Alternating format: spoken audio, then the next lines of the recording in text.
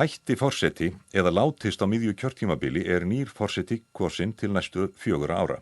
Á því engin vafi samkvæmt stjórnarskráni, segir Sigurður Líndal lagaprófessor. Það stendur hérna í 7. grein stjórnarskrárinnar að nú degi forseti eða láti af störfum áður en kjörtímabili hans lokið og skal þá kjósa nýjan forseta til 31. júlí á 4. ári frá kosningu. Það að segja, það merkir að kjósa skal nýjan forseta ef forseti lætur af embætti áður en kjörtímabili hans lýkur til næstu 4 ára. Þannig að það byrjar glænýtt 4 ára kjörtímabil. Já, samkvæmt bókstaf stjórnarskrárinnar og ég veit ekki betur en að þannig hafi verið staðið að málum í reynd. Þá þegar Sveinn Björnsson lést í embætti? Já, til dæmis, þá var Ásgeir Ásgeirsson kosinn 1952 og þá til 1956. Þetta var Sigurður Líndal í viðtali við Svavar Halldórsson. Ólafur Ragnar Grímsson virðist líta svo á að sigurlíkur hans í komandi forsetakosningum liggi í því að stilla sér upp sem valkosti gegn óvinsælli ríkisstjórn. Þetta mat Guðna T.H. Jóhannessonar sagnfræðings.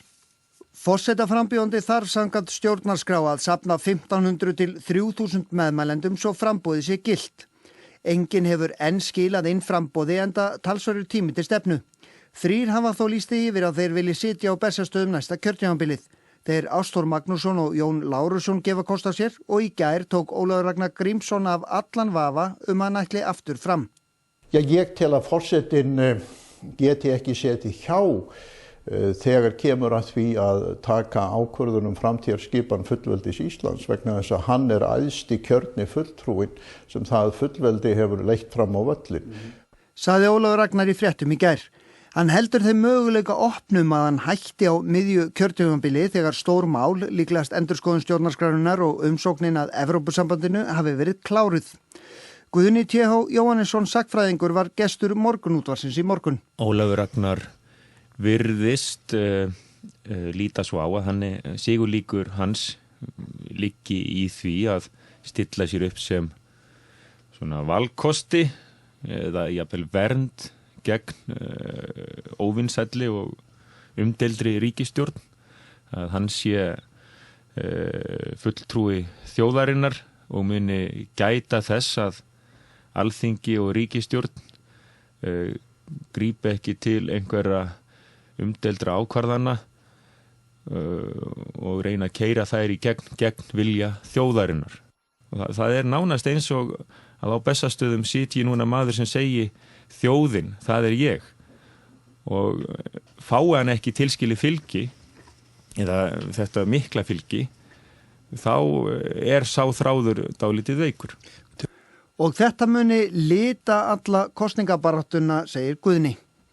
Hann og hans stuðningsmenn munu geta hamrað á því að hann hafi þetta fylgi, að hann hafi ekki fylgi hjá stjórnmálaöflunum, valdakerfinu, elítunni, fjölmiðla elítunni, álitsgjöfunum, en hann hafi þennan streng til þjóðarinnar. Á því verður hamrað þurfi hann að etja kappi við svo kallaða alvöru mótframbjóðendur. Þetta var Guðni T.H. Jóhannesson, Svavar Halldórsson talaði við hann. Forsetakosningar verða 30. júní. Frambjóðandi þarf meðmæli úr öllum fjórðungum, flest úr Sunnlendingafjórðungi en fæst að austan. Nýr forseti skal kjörinn til 4 ára þótt forveri hans hafi hætt í embætti á miðju kjörtímabili. Enginn hefur enn skilað inn framboði til forseta en kosið verður 30. júní. Forsetaefni þarf samkvæmt stjórnarskráni 1500 til 3000 meðmælendur. Í auglýsingu sem birt var í dag kemur fram að lágmarksfjöldi úr Vestfirðingafjórðungi 66 en hámarksfjöldin 131. Úr Norðlendingafjórðungi þarf minnst 166 og minnst 62 úr Austfirðingafjórðungi.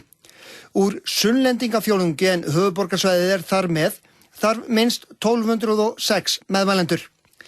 3 hafa lýst yfir framboði en þeir eru Ástór Magnússon og Jón Lárusson og Ólafur Ragnar Grímsson. Hann ætlar þó að gefa kost á sér með ákveðnum fyrirvara. Þegar Vonandi allt verður orðið stöðugra og kyrrð hefur færst yfir bæði varðandi stjórnskipun og stöðumála í landinu. Þá hafi menn á því skilning að ég muni þá ekki sitja út allt næsta kjörtímabil og forsetakosningar færi þá fram fyrir ella. Stjórnarskráin mælir fyrir hvað skuli gera ef forseti hættir áður en kjörtímabil hans úti. Í 7. grein segir að degi forseti eða láta af störfum áður en kjörtímabili hans lokið skuli kjósa annan til embættisins til 4 ára. Það að segja, nýtt 4 ára kjörtímabil hefst. Eina fordæmið sem hægt að líta til Sveinn Björnsson. Hann var fyrst kjörinn forseti Íslands á Alþingi 1944 en síðan þjóðkjörinn tvisvar án atkvæðagreiðslu 1945 og 1949. Sveinn lést í embætti 1952. Þá tók Ásgeir Ásgeirsson við og satt til 1956 en Ásgeir var svo endurkjörinn án atkvæðagreiðslu 1960 og 1964.